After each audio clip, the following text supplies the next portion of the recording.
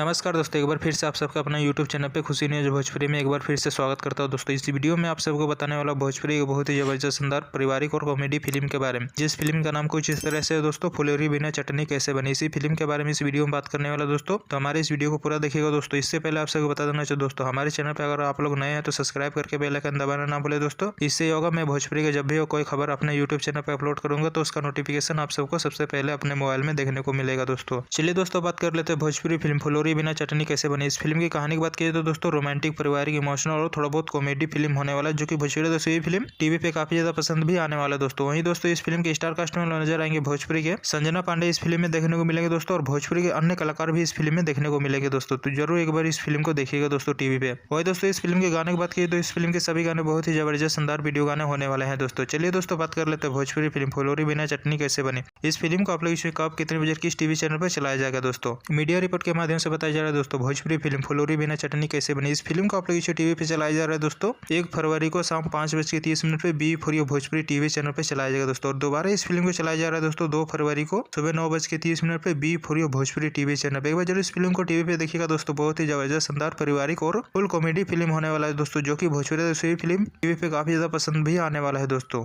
और दोस्तों, भोजपुरी की एक खबर आप लोग कैसा लगा दोस्तों, नीचे कमेंट बॉक्स में बताना ना भूले दोस्तों। इसी तरह वीडियो देखने के लिए दोस्तों हमारे इस वीडियो को लाइक करें, सब्सक्राइब करें। मिलते हैं अगले वीडियो में दोस्तों। वीडियो को पूरा देखने के लिए दोस्तों आप लोग का बहुत बहुत धन्यवाद दोस्तों।